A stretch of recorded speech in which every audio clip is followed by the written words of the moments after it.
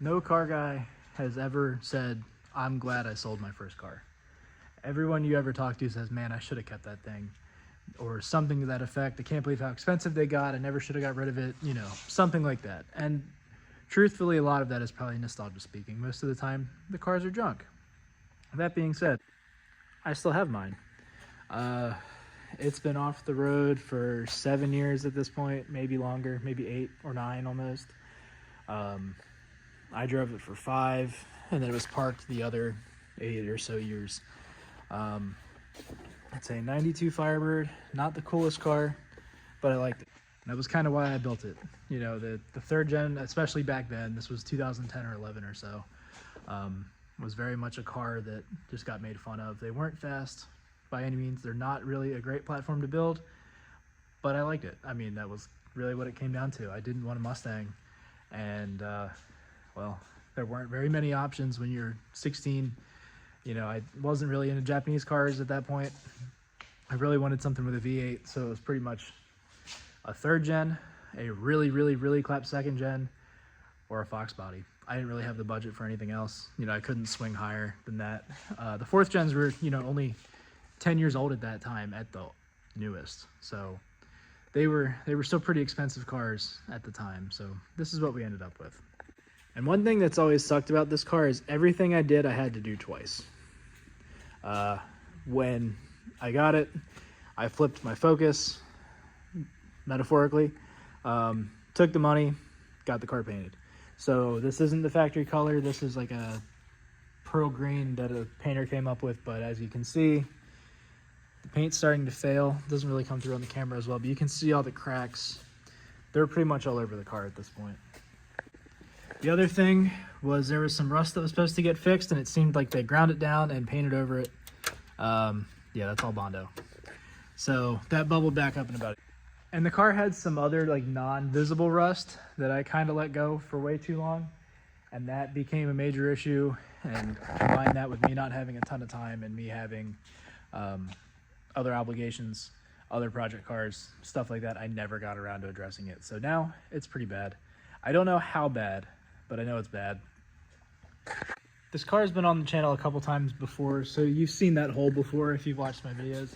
It started out as a little spot, and I started playing with it, and it ended up getting pretty big. And it's a lot of stuff like that. There's a spot on the floor that I know of. There's 2 spots on the floor that I know of that I'm nervous about, but we'll see how that goes. It's all fixable at the end of the day. I'm older now, right? I'm almost 30. I've got a good job, steady side businesses. I'm good. I can finally build this car the way I wanted to in the first place. So I'm going to tear into it, and we'll go from there. And it had the Holley Stealth Room intake. And that combo was something you'd see thrown around on like the third gen forums as a recipe for like 350 wheel. And I, in hindsight, like never actually saw anybody else run it. I'm only one of the few people that I know of that has it, and I've seen people post about it on the Facebook groups and stuff since then, and they're like, oh, it seems like a great idea, and it does, but it doesn't work, and no one ever has actual real-world results, but I do.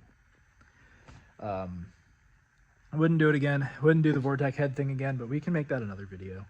That's a whole different story, especially now. When they were cheap, different story, but now not, no way.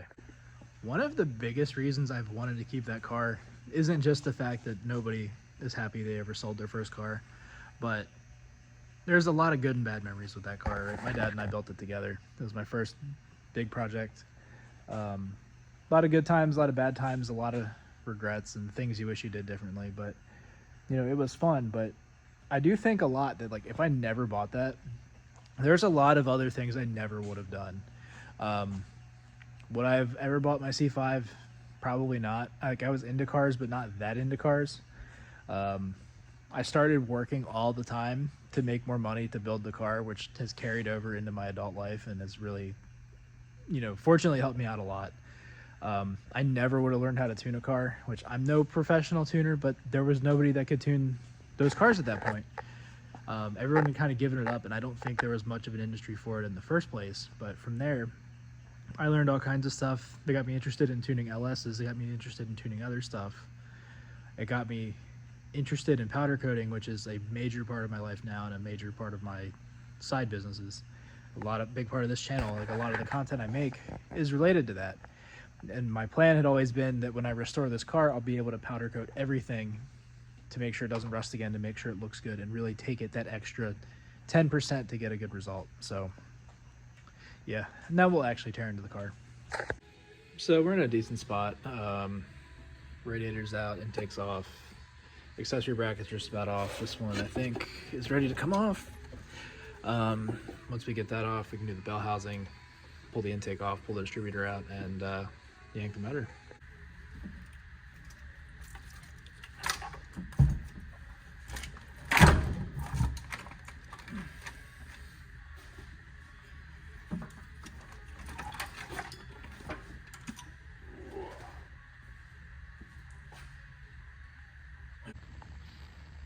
So yeah, Y pipe's off, that was painting the balls, transmission's out, everything else. So here we're at, we got some screw jacks under the front to make sure we don't mess the weight distribution way up. The rear is hanging and we're about to drop the tank. We did run into a small issue where I was trying to remove the brake line so I could get the diff down, and it kinked the line and ended up breaking it. The fitting is rusted in place on the line, so when I finally got it to turn, it twisted the line, which sucks, but what are you gonna do? So the goal for tonight is to get the tank out. Once the tank's out, it's 2 bolts for the engine and 2 grounds that I forgot to do, and then that's ready to go. Now that I have the exhaust off, it kind of showed me something that I kind of knew was there but didn't realize how bad it was. It's out of the shop, so I can actually take some video and they're not like, what the fuck is he doing? That's rust, as you can see. With the cat in place, you could only really see like this, but that's pretty bad. And it extends to the rocker, I'm pretty sure. So while I'm here and I have the lift, I'm gonna try to get this straightened out with some pry bars or something so that I can get the fender off when I get home. And have it in the garage, and then from there kind of figure out what the rust situation is exactly like. I knew it was worse than I thought. It always is. Anyone that's ever done anything to a rusty car will tell you that what you see is the tip of the iceberg. There's always more. And just being dumb and lazy and a combination of things, I let this car get much worse than it needed to. Like, none of the spots that are major concerns now are surprises. The only thing that's a surprise is the extent that it got to. And really that just comes down to priorities were in the wrong spots. You know, when you're like 16, 17, 18, longevity is not the priority. Going fast is the priority. And now we're paying for it for a variety of reasons. Yeah, so gonna get the tank out. Once the tank's out, we're in a position that we can cut and weld the floor in the back and do the inner wheelhouse. I didn't like the idea of welding over top of the tank, and it's, you know, who knows what other rust is in there. Once the tank's down, I can really address a lot of that stuff. The more I look at it, the more I'm like, this is gonna be a big project, which I knew. I felt like, I jokingly had said that I was entering my Rob Dahm era, where I'm gonna take like 7 or 8 years to build a car, and you know, I was joking, but I do think that's kind of where this is going to end up. I wanted to find a way to really get the floor cleaned up and get it treated so that it won't rust again. And I really feel like sandblasting it is the way to go, but I don't know how I'm going to do that. I could try to get this car put on a rotisserie, I guess, but that seems like a lot. If I did that, I could get that blasted and then get it painted. My painter advised against media blasting the car, at least on the paintable surfaces, because it can do some panel warpage stuff. And he said he does a lot of high-end paint, and he said he hasn't had any good luck with it. And I talked to another painter in Colorado who kind of said the same thing about these cars in particular. He said that there's not enough material there for them not to warp and not to really suffer from the blasting. So they both kind of told me that the time to sand it is worth it, but the floor is not really sandable. Yeah, like this kind of stuff, we can't really sand out. You could wire wheel it, but this, I can pretty confidently say if I hit this with a grinder, that's a hole. So I'm gonna have to take this heat shield down and start working on that. This stuff over here, same thing. Like, this is the only major concern on this side. There's a hole here and it's multi-layer there. This is like we're kind of where the torque box starts, and I think your seatbelt anchor point's in here somewhere. Yeah, so we still have to get the carpet out and the seats out. Once we do that, we'll really be able to see from the top what we have going on. But to do it right, I got to do both sides. It sucks. It really does. But it's really just the consequences of my own actions of putting this off for so long. I finally have some time to do it, and I'm just like, fuck, this is going to be big. Everything about it is going to be a big project. This is the other area that I'm very concerned about. In here, which we knew was rusting, that's where the big hole is. If you've watched the previous videos, you can see where it did start to rust into like the inner wheelhouse and stuff. I think it's going to end up with a mini tub to address that, but there's this stuff too that I'm not sure about. And that would take replacing the inner wheelhouse to do that, and possibly this section of the floor pan. So I'm not sure what to do about that, but you can see like it started rusting all the way out here.